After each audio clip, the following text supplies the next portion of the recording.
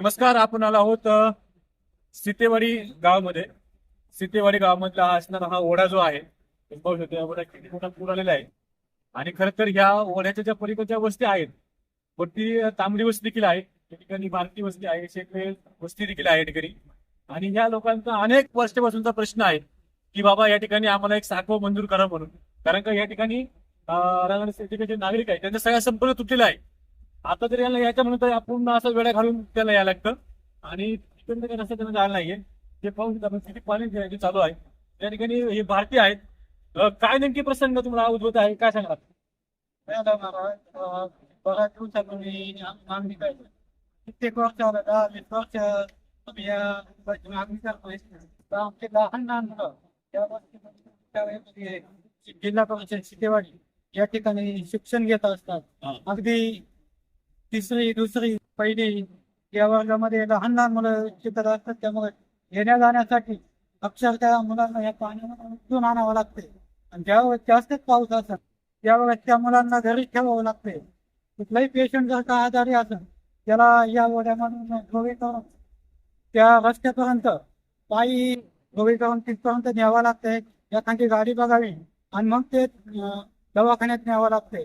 अशी परिस्थिती असताना चालत एक प्रसंग असा आला होता. पहाटे एक डिलेव्हरीचं पेशंट होतं. अगदी 5 वाजता एवढा पाऊस होता. त्या पावसामध्ये आम्ही या ओढ्यामधून त्या रस्त्यापर्यंत पेशंट उचलून नेलं. मड या ठिकाणी नेला असता. धुळी करून गेले का? हो, धोबी करून नेलं. तिथं मड या ठिकाणी नेला असता. त्याने सांगितलं का पुरा रुपा करावं लागेल. तो अक्षरशः आम्हाला 9 वाजले सुद्धा ॲम्ब्युलन्स येता येतात. त्या पेशंटच्या भरपूराच्या हाल होत असतात. त्यामुळे आम्हाला इथं रस्त्याची आणि एक साखो वागा व्हावा अशी एक आमची सर्व ग्रामस्थांची या वतीनं मागणी आहे. तुम्ही अनेक वेळा पाठपुरावा तुम्ही करताय. नक्की काय झालं विषय? साखव मंजूर होतोय का नाही होते? साखो मंजूर आम्ही प्रत्येक वेळेस ग्रामसभेला ठराव देत असतो. मासिक सभेला आम्ही विचारणा करत असतो. ते फक्त बोलतात का आम्ही पाठवलेला आहे प्रस्ताव, आम्ही पाठवलेला आहे, पण याच्याकडं कोणी गांभीर्याने दखल घेत नाही.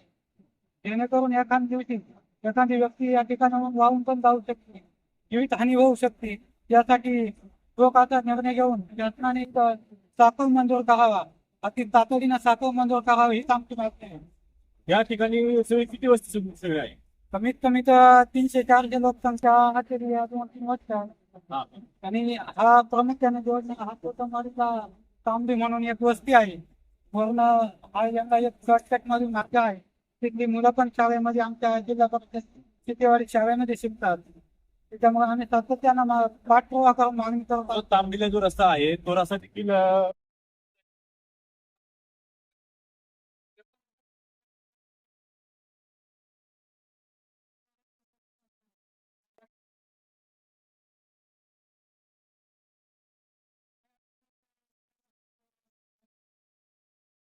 तिथे बघतील.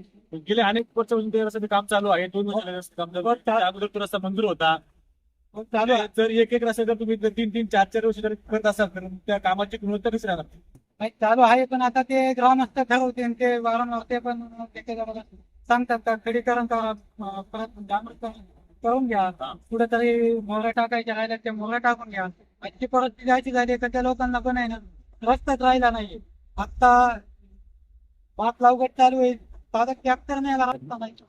आणि ह्या ओढ्यामधून सुद्धा ट्रॅक्टर न्यावं लागतात लोकांना चिखल करण्यासाठी. एवढी गंभीर समस्या आहे यावर.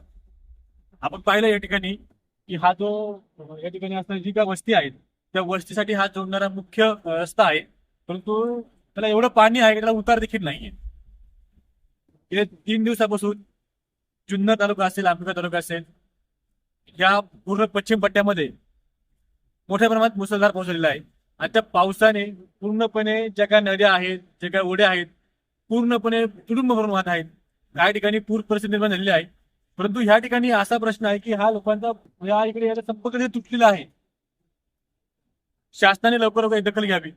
जो यांचा साखव पूल आहे तो लवकर लवकर मंजूर करावा आणि पुढच्या वर्षी तरी नक्की यांना तो साखव या ठिकाणी मंजूर होऊन यांचा जो संपर्क आहे तो संपर्क राहील अशी आपण अपेक्षा करूया. जुन्नर डायरी, सीतेवाडी, शेकरे वस्ती.